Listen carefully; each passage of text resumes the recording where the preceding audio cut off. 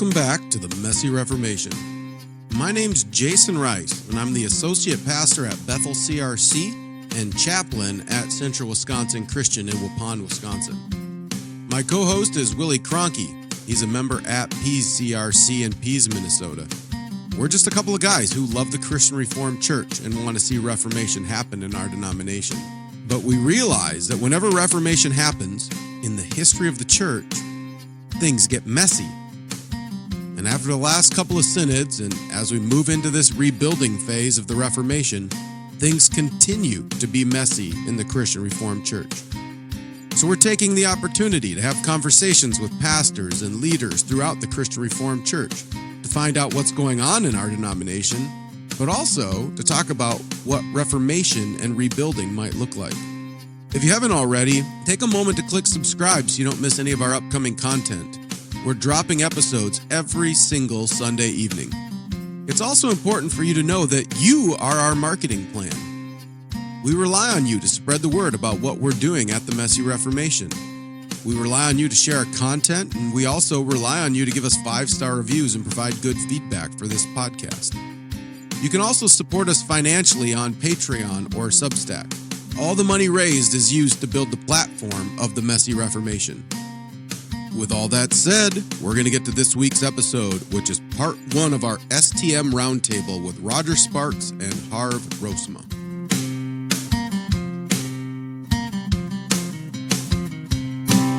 Well, we're excited to bring you another roundtable here at the Messy Reformation. These have been received super well. A lot of feedback, a lot of excitement over them so far. And so we're excited do one that's a little bit different than the other ones, where we're pulling in a couple of STMs, or Specialized Transitional Ministers, from the CRC. And so we want to get a little look into their life and kind of their history and background. But also we think as serving as an STM, they have a unique understanding of some of the things going on in the CRC, and think they'll be able to give some insight there as well. And so we're looking forward to this conversation. And I just want to have each one of you kind of begin by giving us a little history of your pastoral journey, like what brought you into ministry.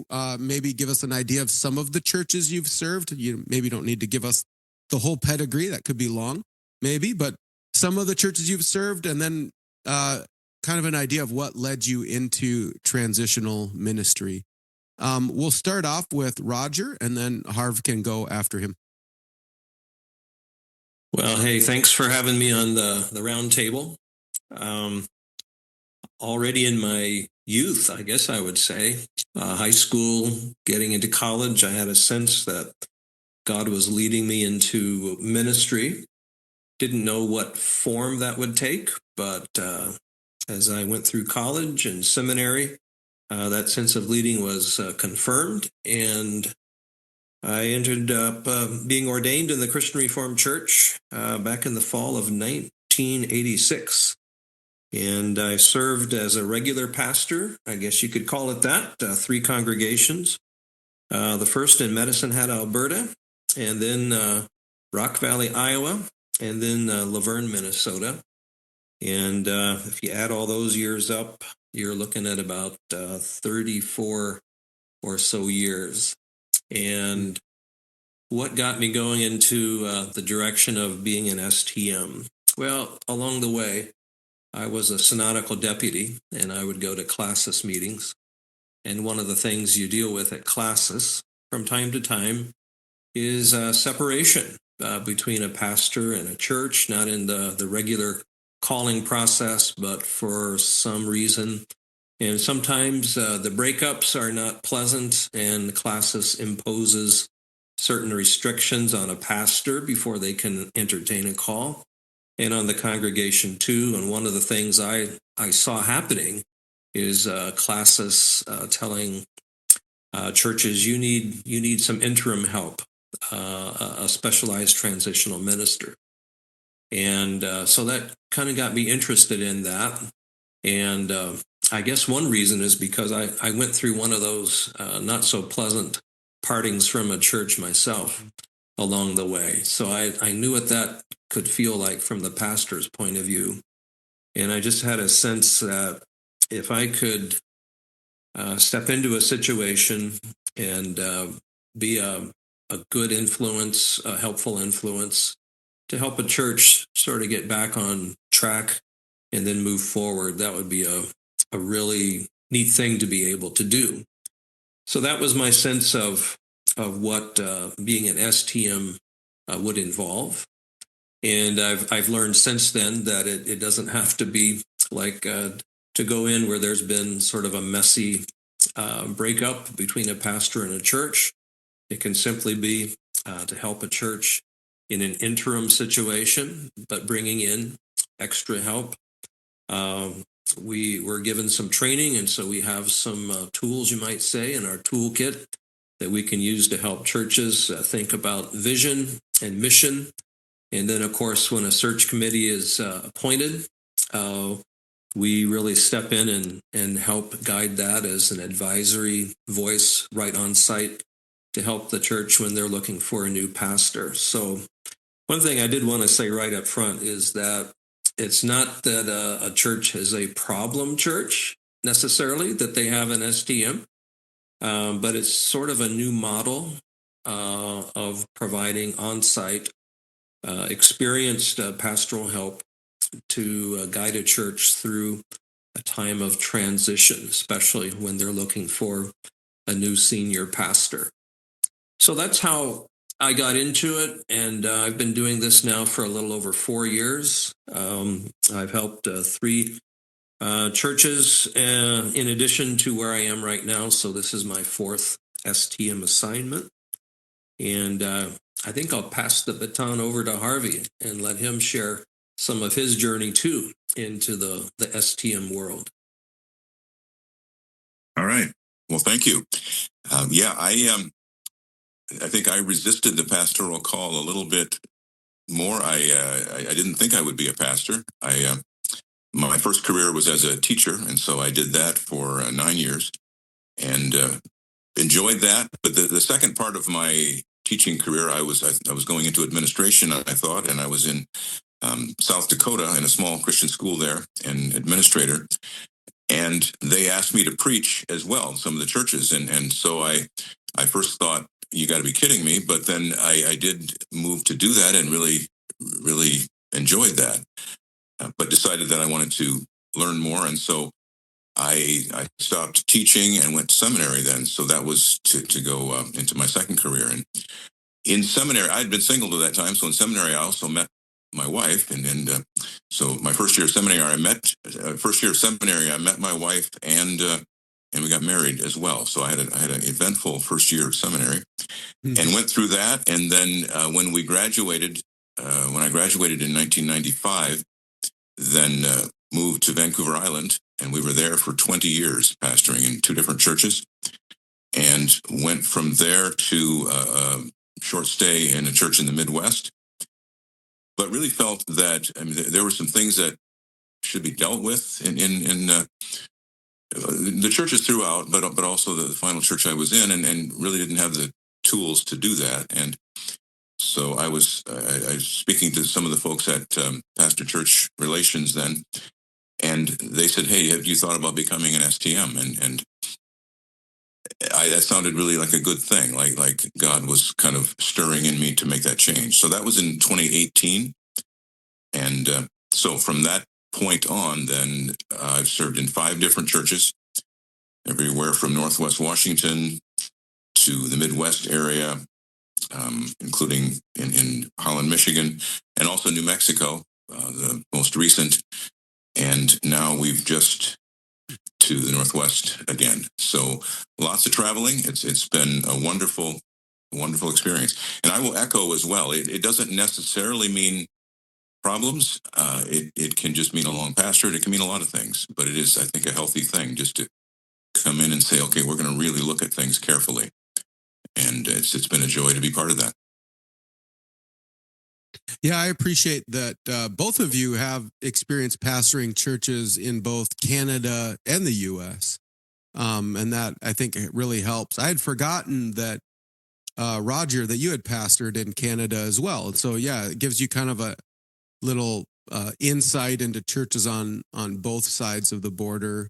And if I can think back on the different times I've interacted with you guys in STM roles, it hasn't always been a problem church situation, right? One of the ones that Roger was just after a long-term pastorate, right? The pastor had been there 20, 21 years, and it's usually good to have a little bit of a break, and have somebody else kind of step in for a little bit and hand off the baton. And that was helpful in the life of this congregation as well. And so, I'd be curious, just before we get into maybe some of the work of the STM, have you guys seen with kind of the pastoral shortage that's been going on in the CRC? Have you felt like there's kind of an uptick in need of STMs?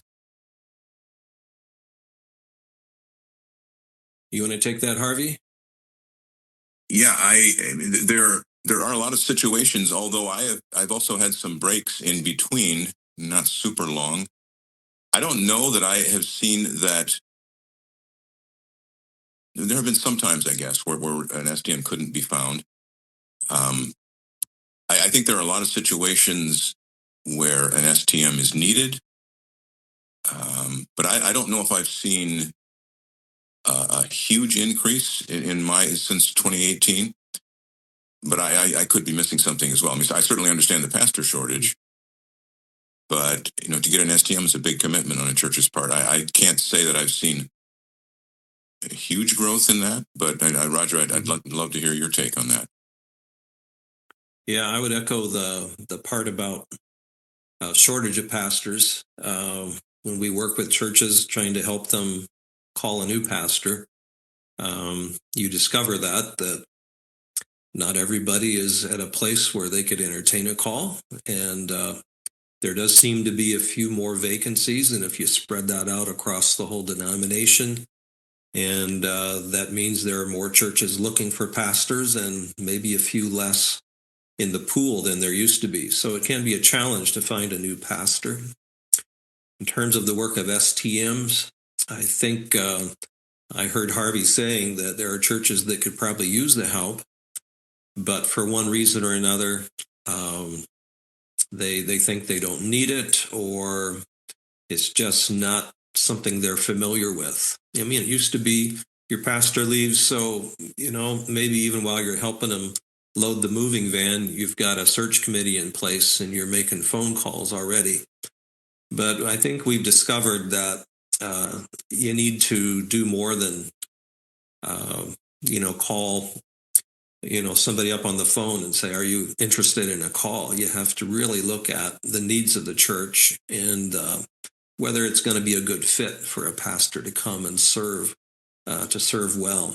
Our denomination has become more diverse in some ways, and so I know myself, I would not fit well in every congregation, and I think that's true of most pastors. And so you have to be careful, and thankfully God still does provide. He raises up leaders for churches, and so it's not a mission impossible to call a new pastor, but it does require careful thought and a lot of prayer as well.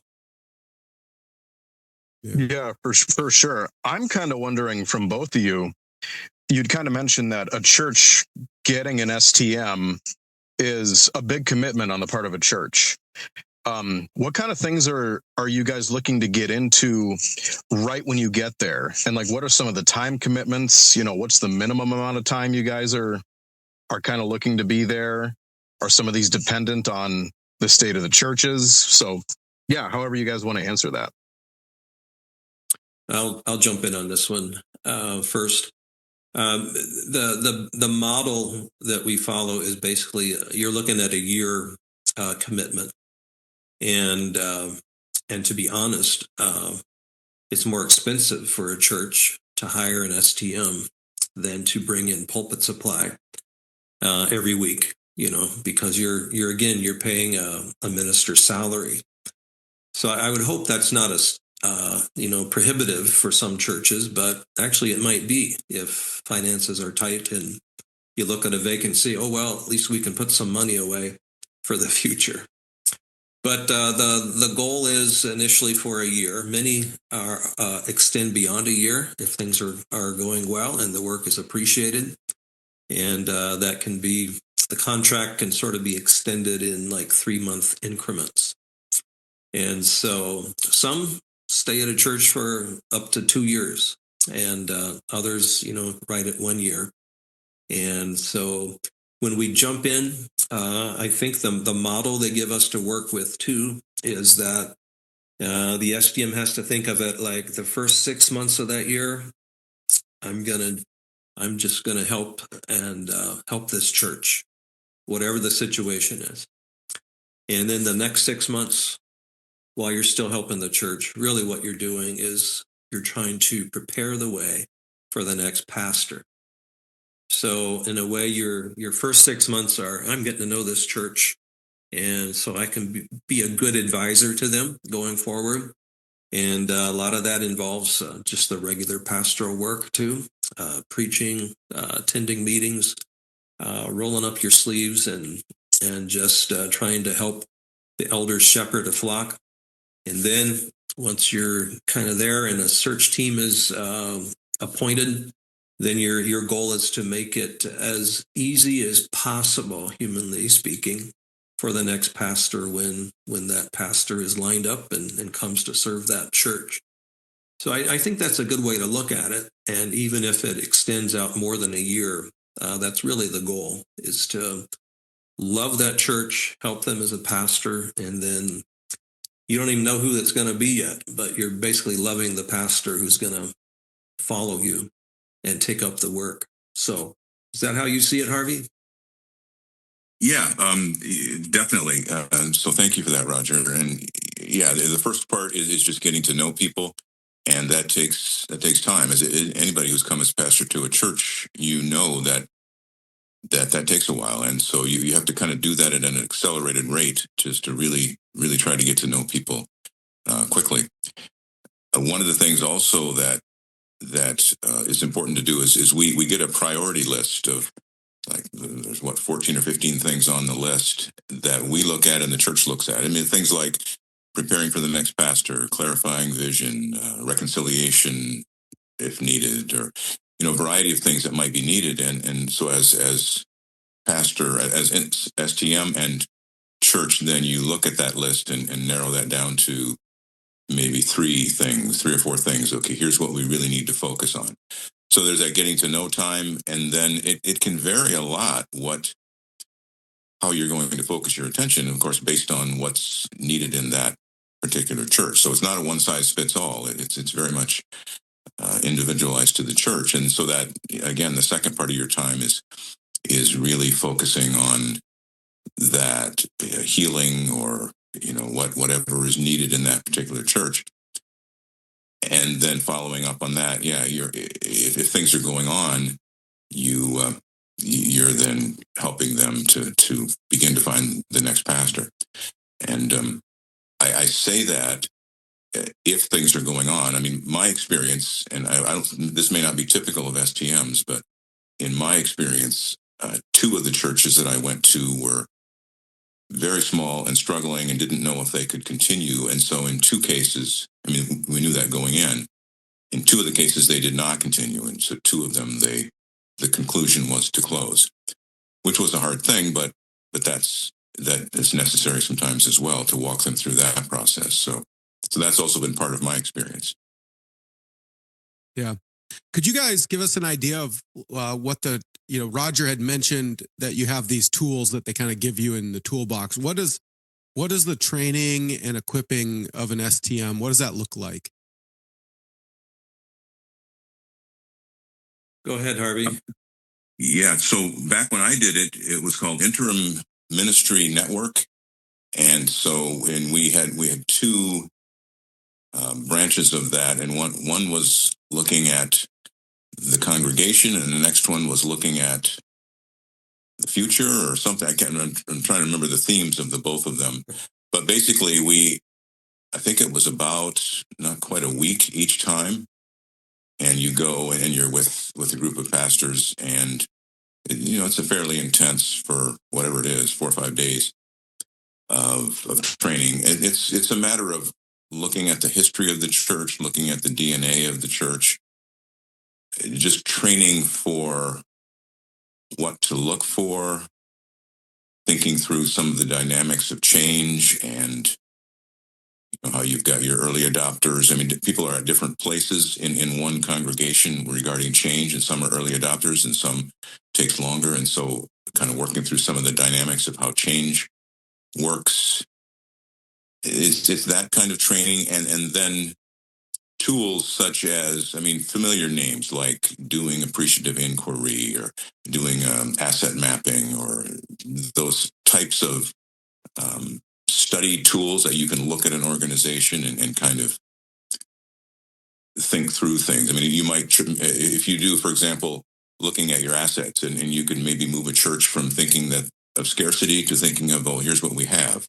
So you go from scarcity thinking to abundance thinking. And so tools that can help people maybe see things slightly differently than they did. Yeah, and then helping people to understand who they are and then how might they best move into the future. I don't know. Can you add to that, Roger? Yeah, just a little bit. Part of it is just to help the STM understand that it is a bit of a different role than what we'll call the settled pastor, who's going to be with a group for maybe 10 years or more. And so there are some skills, I guess, maybe it's just an awareness that you need. And we talk about those things in the training. For example, try to avoid triangulation, where you get caught in the crossfire. If there's been controversy in a church, and just the sense too of, they talk about differentiation, which means that you don't get drawn into the trials and troubles in the church so much that you really can't lead them through it. So you try to get to know people, love them, and yet you have to kind of stay just a little bit at arm's length so that you can be effective in the work you're called to do. So there are things like that they sort of train us in our mindset, as well as giving us tools to evaluate and encourage a congregation going forward. So I think it's helpful.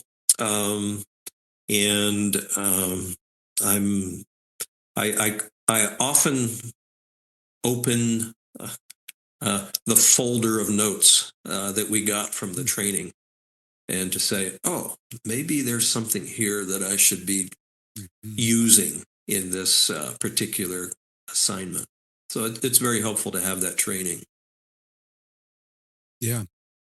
And then you guys have, if I remember right, in talking to, either you or some other STMs, there's like a couple times a year, there's some additional like trainings and stuff. I don't know if those are mandatory or those are optional events. Well, we have an annual conference in which all the STMs who possibly can get together for a few days. It's kind of a retreat. We have a few sort of training talks, but a lot of it is just comparing notes. If I go or Harvey goes, we talk about the current assignment we have, and if there's any particular struggles, we share that with the group. It's all confidential, and everybody can kind of understand what we're going through because we're all in this together. And then we give each other advice and prayer, encouragement. And so that's an important thing. And then each STM is assigned to a smaller group of maybe 4 or 5. And about 6 times a year or so, we get together by way of Zoom. And kind of the same idea. We just sort of share where we're at. And if we have any struggles, we just share that with the group. And it's great to get not just understanding, but good advice from one another, because we don't go into these things pretending that we know all there is to know about church life, and that we've got the magic wand and we're going to fix things. No, we're learning as we go too, and it's great to be part of a team really of STMs who encourage each other and give good advice as we encounter, well, things maybe you didn't know you were going to run into. I'll just put it that way.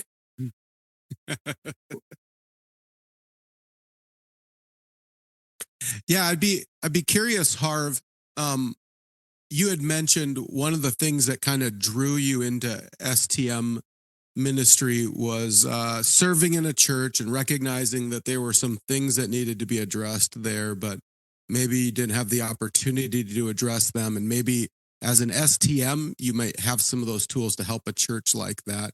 And so what would you say would be some of the main differences between serving in like a traditional call or as Roger said, more of a long-term permanent pastor than serving as an STM? What are some of the differences you see there?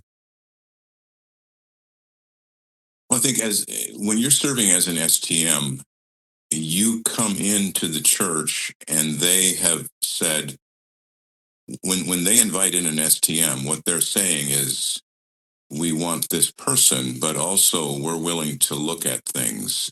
We're going to be open-minded. We're going to hear hard questions, and we're going to deal with stuff. And so they have prepared, and you have also the platform or the license to step in. And so I think one can be a little bit more assertive. I mean, you do that with respect and wanting to know the church and develop trust and know their history and so forth. But you really have the freedom and the platform to deal with issues that maybe have been there but not talked about. And you do that with a sense of, I mean, you're not going to worry about this blows up and what's going to happen. I mean, we kind of joke that we go in pre-fired. I mean, your time is limited anyway, and so you go in wanting to really respect and love the church, but there isn't really fear. You have less fear of what's going to happen because you're there for a short time, and your job is to uncover stuff. Now, I'm not saying there's problems in every church, but we all have stuff we need to talk through. And so you have more freedom to do that, and the church has welcomed that in. And there's been an agreement on both sides that we are going to talk about stuff. Again, I say that there's not that every church you go into it's huge problems. It might be you've had a long pastor and it's been really good, and it's just a hard transition. But still, even talking about that, what might that look like? And so really.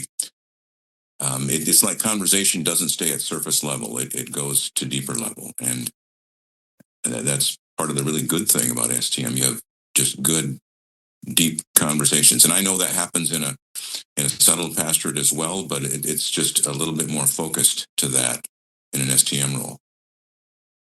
Do you have anything you want to add to that, Roger? Yeah, the great thing about it is you get to step into the life of a church, and you're there as a listening ear. People can share with you and whatever's on their minds, and so that's back to the listening part. The downside is when you get to about a year or a year plus, and you're really starting to connect with people, then it's time to move on. And so our lives, at least my life and my wife too, has been wonderfully enriched because of the fellowship and the friendships that have formed in our work as STM. And so there's that, but there's also the bittersweet.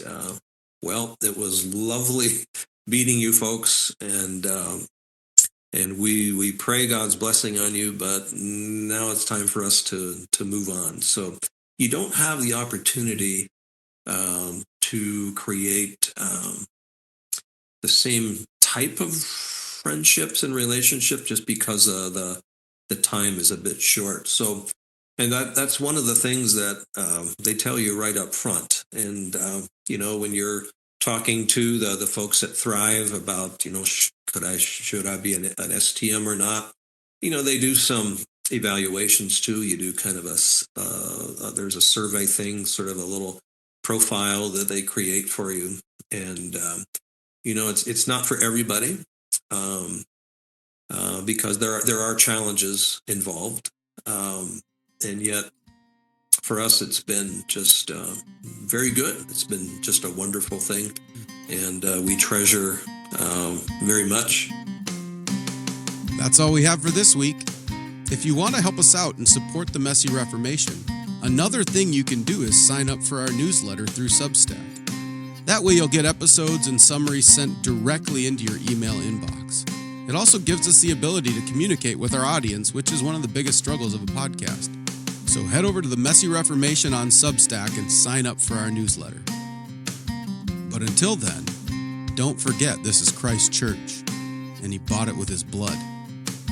And we've been warned that wolves will come in trying to destroy the flock.